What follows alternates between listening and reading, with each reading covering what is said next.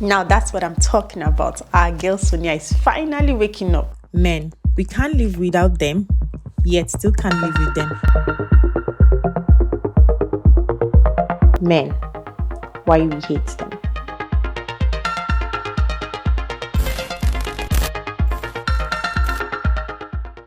An hour later, I find myself lying naked in my bed beside Nonso, who was fast asleep with his hands tightly wrapped around me. I'd fallen into his trap once again. I still could not understand how one man could have so much power over me.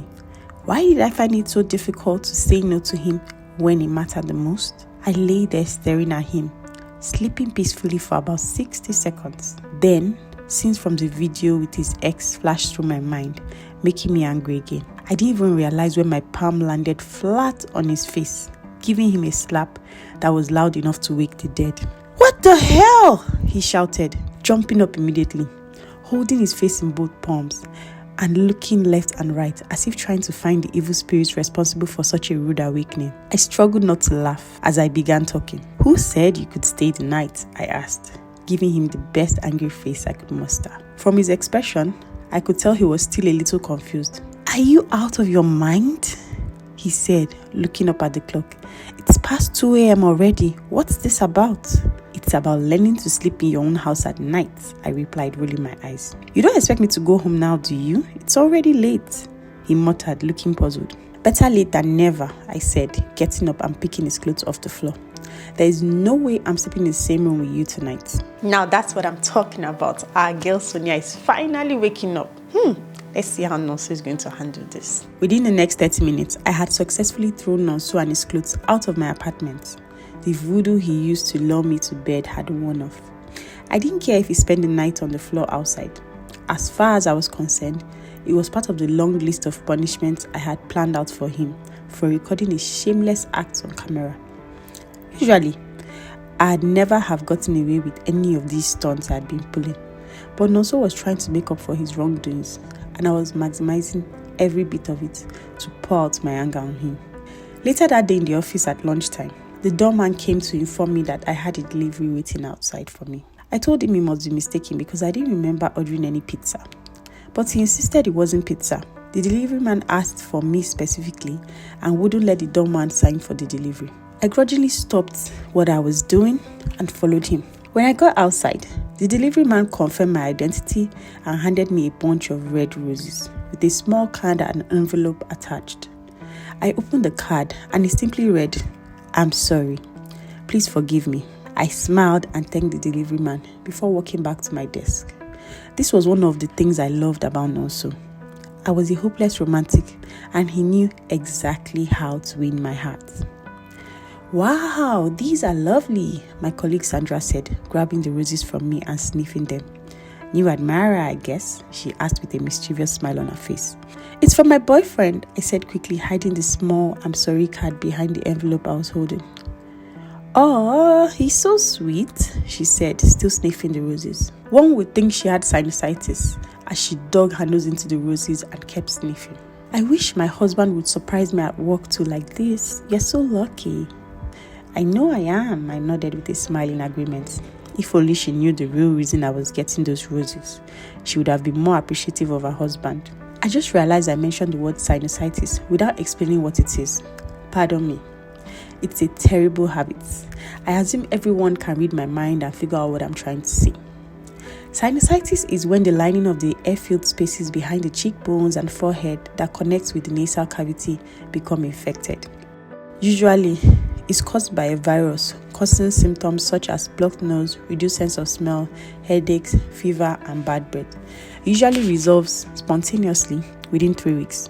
Sandra took it upon herself to look for an empty bottle to fill the water to place the roses in, while I sat down and opened the envelope the delivery man had given me. My mouth dropped open in shock when I saw the envelope's contents. A printed hotel and ticket reservation slip for 2 with a note that said, "Take a trip with me to Calabar and let's explore the cattle ranch together." Like I said before, Nonso knew just what to do to get me caught up in his web. As usual, he had just hit the jackpot. If you are wondering if I will accept the offer, the answer is hell yeah. there's no way I'm saying no to an all-expense paid trip, even if it's just to the island and back. Of course, when Nonso called me later on, I played it cool and acted like I could care less about his efforts to atone for his sins against me. I told him I'd check my schedule and let him know later if I was free to make it to the trip. But don't judge me, please. Isn't a girl allowed to play hard to get anymore? I struggled to focus at work. I floated on cloud 9 for the rest of the day until my boss called a meeting for us to discuss ideas for a new documentary series with a new client. Settle down, please. Our clients will be arriving at any moment, he announced. All team members fixed themselves in their respective positions surrounding the boardroom table. The clients will present their brand and give us an idea of the kind of documentary they want, which we will execute, he continued. I was getting excited already. Our last shoot was over 2 months ago. For a movie director like me, that was a long time to be away from a movie set. Sonia, he said, turning to face me, you will be working closely with our client's content developer for the next 4 weeks, he informed just before a lady dressed in a grey skirt suit and matching cream-coloured camisole walked in. Oh, here she comes, he announced with a big grin. Talk of the devil. Ladies and gentlemen, it's my pleasure to introduce Miss Nancy Bello to you, he said, pointing to the lady who walked in as everyone paid close attention. I stared in confusion as my boss went on with the introduction. It seemed as though my eyes were playing tricks on me. The lady before us looked familiar, like someone I had seen. Then it struck me. I suddenly remembered where I had seen her. How could I have forgotten so soon? My mood changed immediately. I could feel my chest burning in anger. The lady in the video, Nonso's ex, was standing beside my boss. What? Like what? Hey, Sonia's nightmares have finally come to hit her in the face. Like, of all people, Nonso's ex, the one that was in the video. I can't imagine how she feels right now. Like, I'm sure she wants to do something really crazy. Oh my God, if you were in Sonia's shoes right now, what would you do? Would you quit? Would you resign? Would you you know what? Let's just wait till the next episode to find out what she's going to do. Meanwhile, don't forget to drop your comments in the section and let's know what you do if you are in Sonia's shoes. If you're enjoying the story so far and you really don't want to have to wait till the next episode, then there's good news for you. The book is actually available in paperback and ebook format on Amazon and Seller. So you just need to go to Amazon and type in Men Why We Hate Them by Olufemi Idowu, and it will bring up the book and you get to choose whether you want the ebook, paperback, or the audiobook. For users that don't have access to Amazon, you can download the ebook on seller.co. And you get to read these and many more exciting titles from yours truly.